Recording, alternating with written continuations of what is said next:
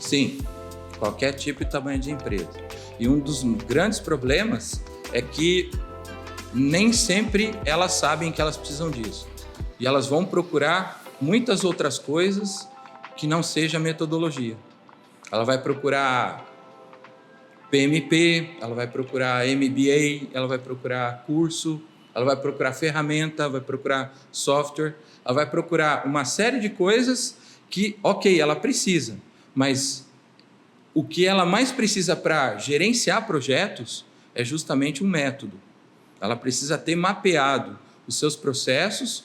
Se for uma empresa gigante, gigante. Se for uma empresa pequena, processos pequenos, para adequar as boas práticas dentro do negócio dela.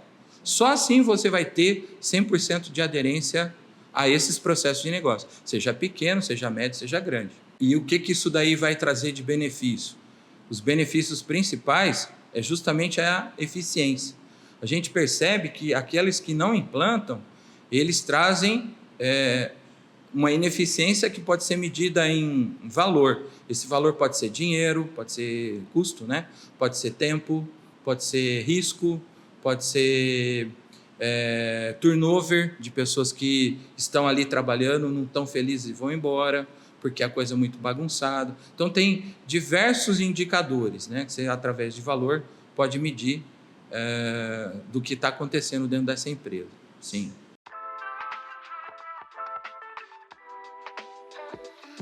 Eu acho que eu tenho que voltar um pouquinho na história, né? Por que que as empresas, por que que os alunos ou até os professores, meus colegas, possam achar que gerenciamento de projetos se aplica a grandes empreendimentos, né? A história começou assim.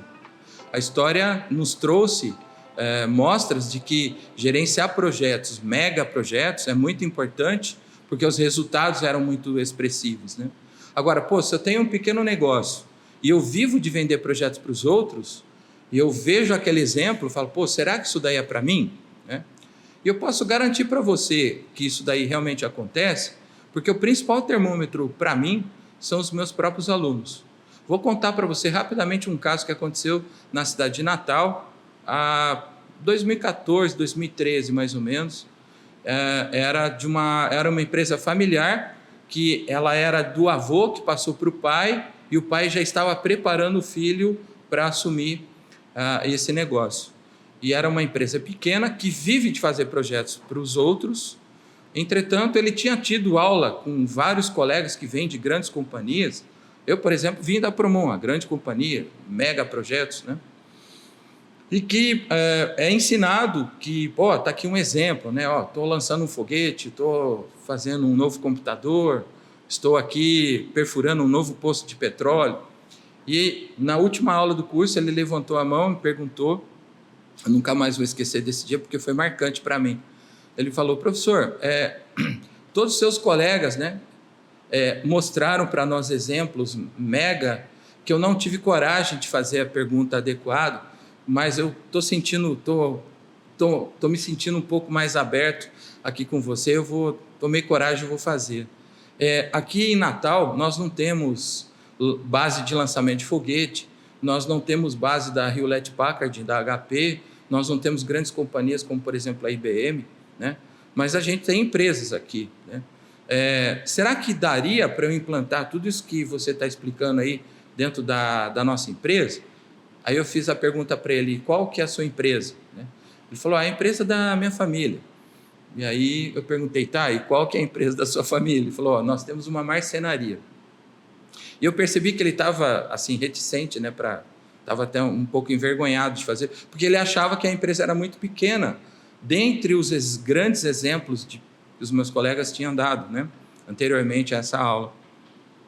E aí eu respondi para ele rapidamente, falei, claro, nós temos essa capacidade de fazer sim. Inclusive, se você quiser, no teu trabalho de conclusão de curso, eu posso te ajudar a implantar um método de gerenciamento de projetos dentro do seu pequeno negócio. E foi realmente assim que aconteceu. Se você quiser, depois te dou a referência, você vai procurar lá em Natal, existe uma marcenaria, que existe um método para gerenciamento de projetos, óbvio, muito enxuto, né? Porque cada cliente que chega lá para encomendar um armário, uma área de serviço, né, com os armários que eles fazem, customizam, sim, gerenciada pelas boas práticas, utilizando ferramentas. E a amostra dele nos trouxe de que, com ferramentas aplicadas a essa boa prática, ele trouxe excelentes resultados, né? Então, só isso daí já pagou, muito, muito rápido, já pagou o investimento que ele tinha feito na educação executiva dele.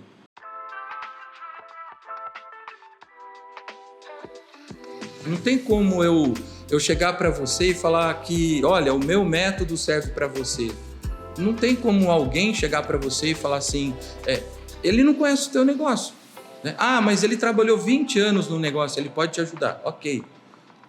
Se ele trabalhou exatamente no mesmo negócio que você, ok, ele pode te ajudar muito. Mas ele tem que entender que você é um outro mercado, é um outro cliente, uma outra estrutura organizacional, é outro fator ambiental. E isso tem que ser adequado. Se não tiver essa capacidade, não vai funcionar. Aí você fala, tá, e duas empresas com o mesmo negócio, é o mesmo método? Também não. Elas têm que ser customizadas, porque tem pessoas diferentes, nichos diferentes, segmentos diferentes, fatores ambientais diferentes. Então, tudo é uma customização. Não deveria existir nenhuma pessoa nesse mundo que criou um método para uso de outrem. Então, o gerenciamento de projetos não é diferente disso. Ele deveria seguir exatamente dentro desses conceitos, né? Cada cliente tem que fazer a tua customização. Ele tem que entender o que é o arcabouço da boa prática e adaptar aquilo para uso dele. Tem um monte de coisa que ele vai aprender do arcabouço que não cabe para ele. É muito grande. Ou tem coisa que é muito pequena e ele tem que pensar um pouco diferente naquele sentido. Entende?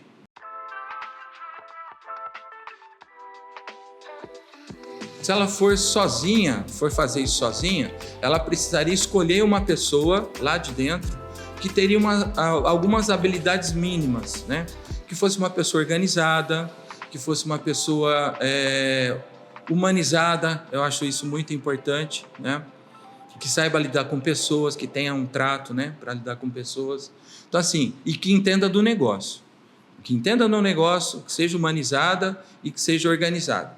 Eu acho que essas daí seriam 3 competências interessantes que essa pessoa, dentro dessa empresa, poderia ser promovida a um dia ser um GP. Lembrando que GP não é um cargo, né? GP é uma função. Então, independente do que ela esteja ali fazendo, né? Por exemplo, outro dia eu tinha um aluno que era uma empresa pequena também, e o GP era a secretária dele. Ele era o sponsor e a secretária era a GP. Poxa, pode ser uma secretária um GP? Claro, óbvio que pode, né? Uma gestora de projetos, né? Ela tinha todas essas competências que eu acabei de explicar. E aí a empresa investir na capacitação. E ela vai crescendo, né? Claro. Ela tem que ter também propostas, né, para melhorar o trabalho dela ali dentro e tal. E aí ela ir criando esses processos internos para a empresa se organizar nesse sentido. E aí com isso você cria uma esteira. Você cria uma esteira automática para gerenciar projetos. Chegou um cliente novo lá? Chegou, olha, a gente tem que preencher esse processo. Ah, onde que é? Num bloco de notas, no celular, num papel, numa tela de computador, num sistema, não sei. Mas eu preciso fazer esse registro. Como que eu vou fazer esse registro? Na empresa A é de um jeito, na empresa B é de outro, na empresa D, C, D, F, G, H, cada uma é de um jeito. É justamente isso daí que tem que ser adequado. Em gerenciamento de projetos, nós chamamos isso daí de termo de abertura, né? Então, ali na boa prática, o nome oficial é esse. Mas você pode ter um bloco de notas, pode chamar de ficha do projeto, que é como você está acostumado a chamá-lo, né? É uma identidade de como ele foi formalizado ali dentro, né? Então, a empresa que vai fazer sozinha, ela pode escolher essa pessoa, criar essas capacidades, essa pessoa interna, e aí depois ela própria funciona como multiplicadora. Eu tenho incentivado demais as empresas fazerem esse modelo, de elas tomarem a iniciativa de criar essa pessoa lá dentro.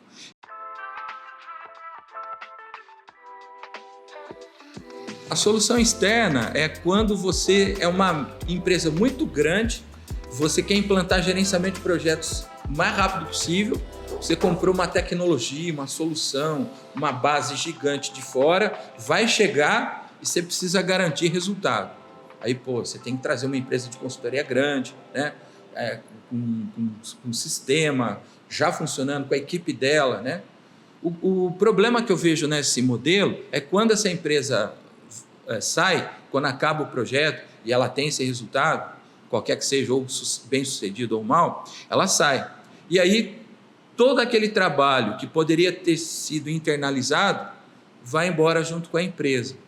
Então, eu particularmente, dentro da minha vivência, eu tenho sugerido que isso fique dentro dos processos organizacionais da companhia, e não com aquele que foi ali ajudar, né, que ele possa levar isso embora, mas que ele fique dentro da companhia.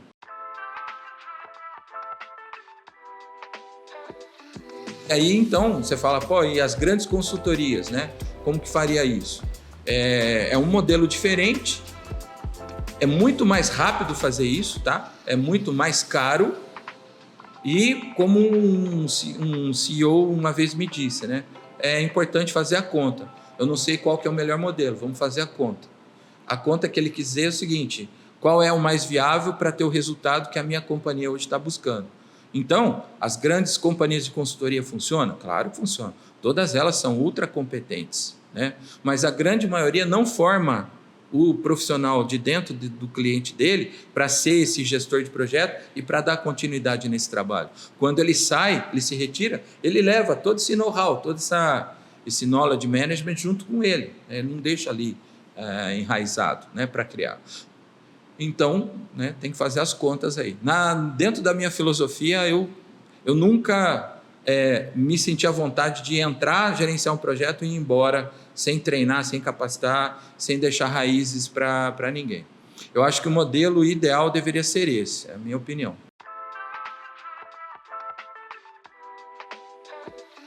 Você está com uma dor, você vai no médico, o médico fala, ó, eu não posso te dizer nada, eu preciso que você me traga um raio-x.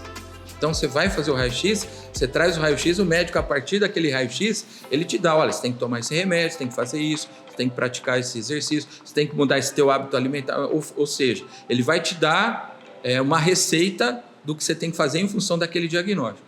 Nós, consultores de gerenciamento de projetos, a mesma coisa. Você chega na empresa, você tem que rodar esse raio-x. E esse raio-x é um diagnóstico de maturidade e prontidão que essa empresa tem para aderir a essas boas práticas para dentro de casa.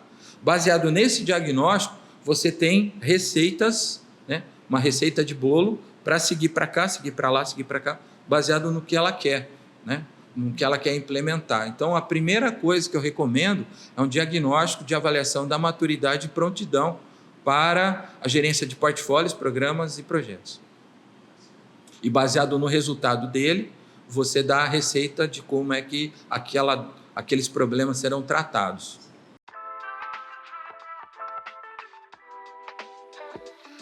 E quando eu estou sendo professor e eu me apresento para os alunos, eu falo, pessoal, ó, no final do módulo, eu vou contar uma coisa para vocês que eu não queria que vocês se frustrassem, mas eu já começo a prepará-los desde o primeiro momento, tá? E aí no final eu revelo, nada daquilo que eu ensinei, nada daquelas ferramentas, métricas, funções, processos vai funcionar se você não priorizar em primeiro lugar os recursos humanos.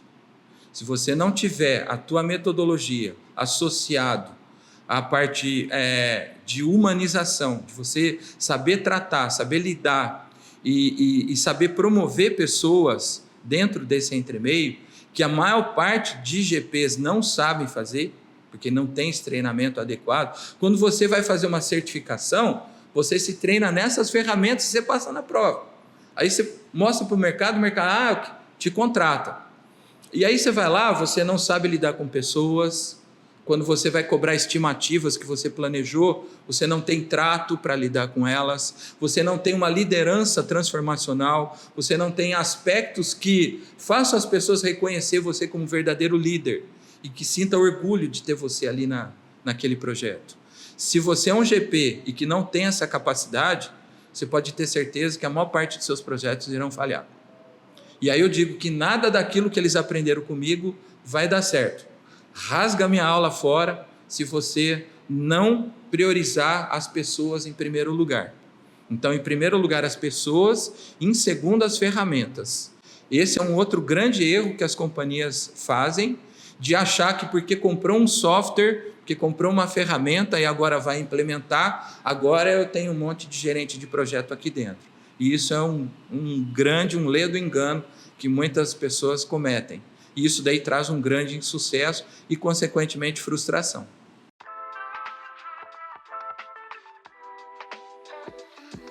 Olha, eu gosto muito de falar do gerenciamento de projetos de raiz, que foi aquele que eu aprendi. E uma vez que você aprende o gerenciamento de projetos de raiz, é importante você saber que existem normas, existem os guias de boas práticas, existem as ferramentas. Mas se você aprendeu a raiz, em qualquer um dos 5 continentes que você estiver, em qualquer guia de boa prática ou norma que você vai adotar, essa raiz ela nunca muda. Eu queria que você pudesse entender que essa raiz que eu estou me referindo são 3 PDCAs, né? Plan, Do, Check and Action. É um PDCA com um ciclo grande, ele cicla grande, por exemplo, a cada semestre. Esse PDCA, ele gerencia um trabalho chamado portfólio. Um outro PDCA que gerencia um outro trabalho, que tem data de início, data de fim combinado, ao seu final ele produz um produto, que nós chamamos de gerenciar um projeto. E esse projeto, ele tem abaixo dele, desdobrando esse trabalho, que é um trabalho grande, não dá para eu gerenciar tudo de uma vez. Eu tenho que cortar isso daí em partes menores. Essas partes menores nós chamamos de pacotes de trabalho. Esses pacotes de trabalho são conjuntos de atividades. Para isso daí existe um outro PDCA pequenininho, que ele tem um ciclo menor, né? O americano chama esse PDCA, o americano não, na boa prática a gente aprendeu que gerenciar esses pacotinhos de trabalho seria a gestão por abordagem adaptativa, que o americano chama isso de agile, ou se você preferir ágil, né? Acima, esse outro PDCA que eu falei do projeto, seria a gestão por abordagem preditiva, onde você tem um ciclo de PDCA um pouco maior. Você enxerga, por exemplo, a cada bimestre ou a cada mês, né? Na minha área de aplicação, esse PDCA ciclando a cada mês. E aí, a cada mês, incrementalmente, ele vai obtendo entregas, né? Essas entregas, ao final do tamanho que vai ser esse trabalho, chamado projeto, nós chamamos de produto do projeto. Esse produto vai operar, né? E dentro dessa operação, eu preciso medir, né? Métricas que foram acordadas no P. Então, assim, nós chamamos esses indicadores todos de KPIs, né? Key Performance Index. Então, esses indicadores, tanto dos pacotes de trabalho quanto dos de projeto, eles têm que convergir para um indicador maior, que nós chamamos de OKRs, né? Objectives and Key Results. Então, vou dar um exemplo muito rápido, assim, para todo mundo poder entender, porque, de repente, a nossa plateia aqui seja pessoas da área de exatas, humanas e biológicas. Então, vou dar um exemplo muito genérico, tá? Vou imaginar que você tem um portfólio de projetos que você queira emagrecer 20 quilos dentro de um determinado tempo. Ok? Então, um objetivo maior, um OKR olha, eu preciso eliminar 20 quilos em 1 ano. Ok? Quais são os projetos que vão agregar valor a esse portfólio? Um projeto de nutricionista, um projeto com educador físico, um outro projeto de um psicólogo, por exemplo, um outro projeto de um médico que vai analisar os seus sinais, que o sangue vai te dar muito resultado para isso. Então, vamos parar aqui nesses 4 projetos, tá? Esses 4 projetos, eles têm que mostrar indicadores ao longo desses ciclos desse PDCA que estão convergindo para aquela meta maior de 20 quilos em 1 ano. Está entendendo? Então, o que acontece? A hora que você... tá bom, e agora? Como é que eu pego esses projetos desses profissionais que vão me ajudar e estratifico em pacotes de trabalho? Então, o que é o pacote de trabalho? É eu verificar semana a semana se eu estou caminhando, se eu estou fazendo musculação para recuperar a massa magra perdida após uma certa idade, outros pacotes de trabalho, verificar semanas, dia a dia da semana, se eu estou consumindo macro e micronutrientes que o projeto de nutrição sugeriu. Se eu estou praticando outras atividades. O pessoal que fica praticando meditação, né? Então, eu tenho que checar isso daí dia a dia. Não dá para eu verificar no final do ano se eu emagreci. Aí eu não vou ter resultado. Então, percebe como é que um PDCA pequenininho contribui dia a dia, fechando semana a semana, para que o de cima veja métricas sendo pré-fechadas mês a mês? E se isso está convergindo para um objetivo maior, que é o portfólio? Então eu preciso de 3 PDCAs. Um PDCA que vai estar olhando o OKR, um PDCA que fica olhando o KPI de mês ou bimestre, e um outro pequenininho que é aquele que vai dia a dia e que fecha, por exemplo, uma semana ou 15 dias, né? 2 semanas, por exemplo. Entendeu? Então você vai fazer um se juntar com o outro. Isso daí é você aprender a gerenciar projetos na raiz. Se você vai aplicar um guia de boas práticas, por exemplo, do PMI, tem um jeito de fazer isso. Se você for aplicar o PMAJ, que é o guia de boas práticas japonês, tem um outro jeito de fazer isso, mas a raiz é a mesma, não muda nada. Muitos autores chamam isso que eu acabei de te mostrar como, por exemplo, gerenciamento híbrido. Eu não gosto muito de usar essa palavra, porque você pode entender que isso aí veio de tempos diferentes e alguém começou a juntar coisas que não foram feitas uma para as outras. Essa palavra me incomoda um pouco. Como eu aprendi isso desde o meu primeiro emprego, desde o meu primeiro trabalho, né, como um auxiliar de gerente de projetos, isso para mim eu chamo de raiz. E dentro dessa raiz você então tem livros de boas práticas que vão te ensinar, ou até normas que vão te ensinar, vão te mostrar como é que você gerencia portfólio, como é que você gerencia projetos e como é que você gerencia pacotes de trabalho. Né? Alguns outros autores da parte americana do PMI chamam, por exemplo, a gestão de projetos integrada com a gestão de pacotes de trabalho, esse daqui de cima de gestão por abordagem preditiva e esse daqui de gestão por abordagem adaptativa. Né? Ou, como você preferiu, o americano chama isso de agile, né? Na verdade, é tudo a mesma coisa, são 3 PDCAs, um contribuindo com o outro. E esses PDCAs, eles tomam nomes diferentes, como, por exemplo, na metodologia Scrum, que é uma metodologia criada para esse mundo aqui, de gerenciamento de pacotes de trabalho, esse PDCA não chama PDCA, ele chama isso daqui de Sprint. Né? Então, tem diversos outros nomes que cada uma dessas boas práticas atribuem a esses PDCAs. Mas se você entendeu a raiz, qualquer um dos continentes ou qualquer boa prática ou norma que você for aplicar, a raiz vai ser sempre a mesma. Então eu gosto muito de poder praticar isso e ensinar isso daí para as pessoas que vão dar continuidade, e a hora que elas entendem isso, falar, rapaz, alguma coisa disso eu já estava fazendo, mas eu estava sem método. E agora eu consegui encaixar isso dentro de um passo a passo, né? Porque toda empresa precisa de um método. Se ela não tem esse método, a metodologia que ela está usando é tentativa e erro. E a tentativa e erro, qual que é o problema? Você vai perder eficiência, você vai perder eficácia, você vai perder pessoas, porque algumas delas vão ficar chateadas, não vão estar mais gostando do ambiente de trabalho, porque ele não tem uma organização, ele não é otimizado, ele não é organizado. Então ela fica descontente e vai embora. Então tem diversas perdas que você tem se você não utiliza um método, né? E o grande problema que eu percebo no mercado é que a grande maioria das empresas, elas não entendem que ela precisa de um método. Elas entendem que ela precisa de ferramenta, que ela precisa de boas práticas, que ela precisa da certificação, que ela precisa de um MBA, que ela precisa... Ok, ela precisa disso sim, mas a primeira coisa que ela deveria de pensar é de que pessoas vão organizar e levantar processos.